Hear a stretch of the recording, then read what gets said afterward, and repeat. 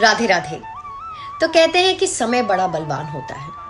अगर हम इस बात को मानते हैं तो हम अपनी अपनी चीज़ों को कल पर क्यों टाल देते हैं। जैसे कि कल कर लेंगे, कल सोच लेंगे, कल से शुरुआत कर देंगे या कल हो जाएगा, जबकि हम में से किसी ने कल नहीं देखा है कि कल सचमुच में होगा कि नहीं। इस बात में बहुत गहराई है और इस गहराई को और समझने के लिए आज की कहानी सुनना बहुत ज़रूरी है। छोटी सी कहानी है लेकिन भाव बहुत बड़ा है और इस कहानी को सुनने के बाद में आप अपने कानों को हाथ लगा लेंगे और कहेंगे कि मैं कभी भी अपना कोई भी काम कल पर नहीं टालूंगा। तो कहानी शुरू करूं? तो होता ये है कि महाराज युधिष्ठिर, जो पांडवों में सबसे बड़े भाई होते हैं, वो किसी काम में व्यस्त होते हैं।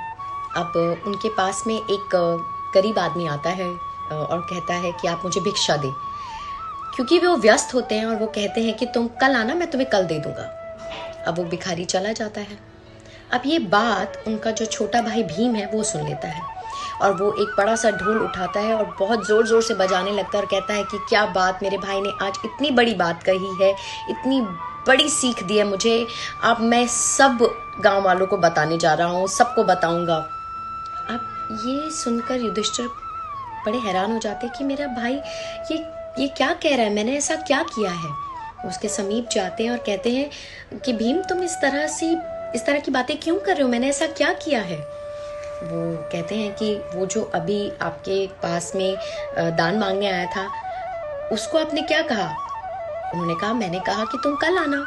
कहता, बस वही तो बताना चाहता हूँ कि आपने कहा कि कल आना, मतलब आपने समय पर जीत पा ली, क्योंकि आपको ये पता है कि कल आप जीवित रहेंगे कि नहीं, या वो भिखारी जीवित रहेगा कि नहीं, या फिर वो कल भिखारी भीख मांगने काबिल होगा कि नहीं, या आप भीख देने लायक होगे कि नहीं, या फिर आप दोनों कल मिल पाओगे कि नहीं।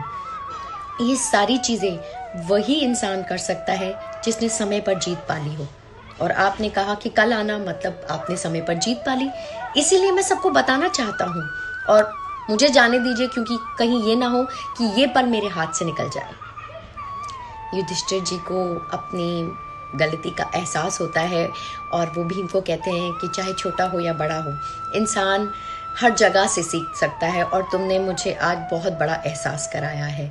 तुम अभी जाकर उसको बुलाकर लेकर आओ, मुझे अभी दान देना है उसको, क्योंकि कल का कोई भरोसा नहीं।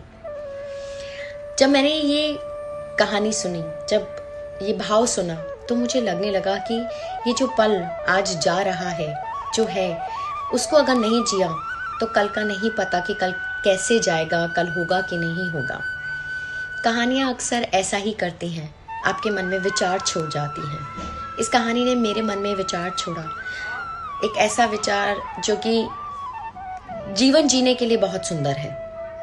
आशा करती हूँ आपको ये कहानी अच्छी लगी होगी और ये एहसास अच्छा लगा होगा, और अगर अच्छा लगे तो आप मुझे ज़रूर बताएं। धन्यवाद। जय हिंद।